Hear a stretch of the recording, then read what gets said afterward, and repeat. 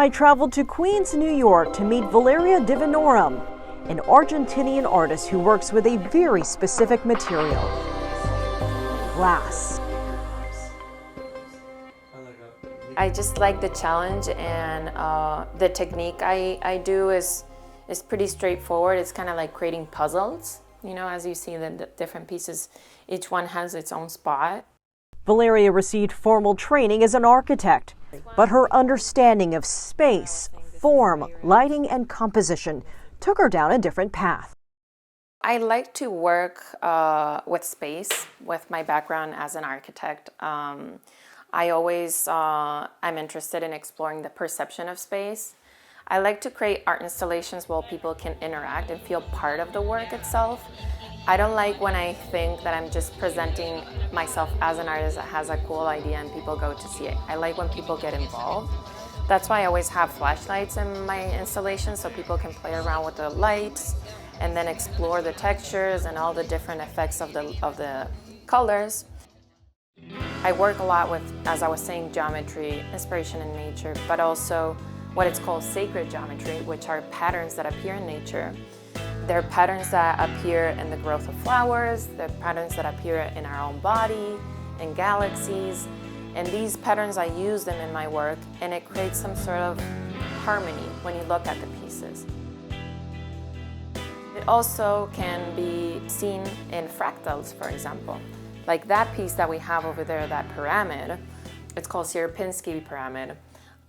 So it basically is a composition of triangles. We have 3 filled triangles around it, 1 empty in the middle. And that can be repeated in many, many, many scales and infinite as a fractal, right? Valeria cuts pieces of glass, grinds them, and creates shapes. She later wraps them together with copper foil and solder, an alloy used for bonding metals. This process is called the Tiffany technique. Soldering can be dangerous. I wear a mask so the fumes don't get into my lungs, and I also am working with lead-free solder. So it says lead-free right there.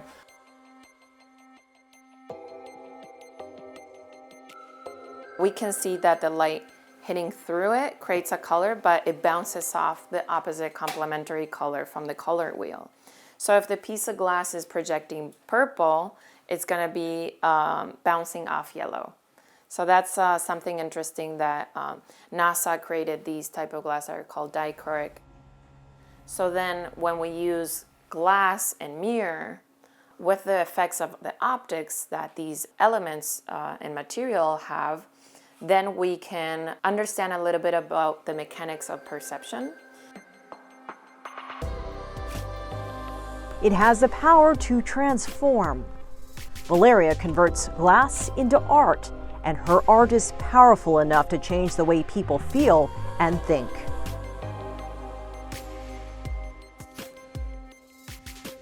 I'm interested in helping people to open their perception of the reality, because if we do that, then as an exercise we can change our own reality and understand that everything is can be changed and can be different from what we live in, just by looking at the crystal and finding another angle and seeing there's a new dimension into it.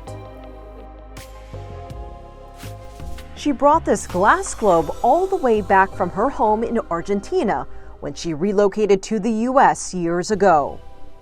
I might need to let it go in a little bit because it's too heavy. Well, this is the first piece I made in Argentina. This is how I learned how to solder pieces of glass and metals. As you can see, there's a frame of brass. There's also triangular pieces of glass around it, creating the spiral growing up and down. The name of the piece is Spira Mirabilis because it's related to the spiral of life. When you spin a spiraled shape on its own axis, it kind of gives us the feeling of going into the infinite. So I like that optical effect too. And we can see all the textures of the colored glass and iridescent pieces. Her work has been displayed in local galleries and venues far and wide, including New York City's famous Lincoln Center. She's also had art exhibitions in Spain and Italy. But as she contemplates the journeys of the future, she holds in her heart the inspiration from the past. So, well, first I studied architecture. I was always interested in the arts, like visual arts. My mom always had our house very well decorated. She worked as an interior decoration.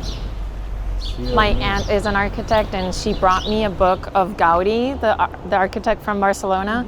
And that's how I kind of started getting into the architecture through an artist's vision. After that, I started learning stained glass through my mother and my mentor, Andrés Jacob, from Taller Escuela del Sur in Argentina, in Buenos Aires. And that's when I started welding metals and stained glass, the Tiffany technique, as I was saying. I would love to go to Asia. I think maybe my work will be appreciated over there. I would love to bring back my art to Argentina and do more art shows over there.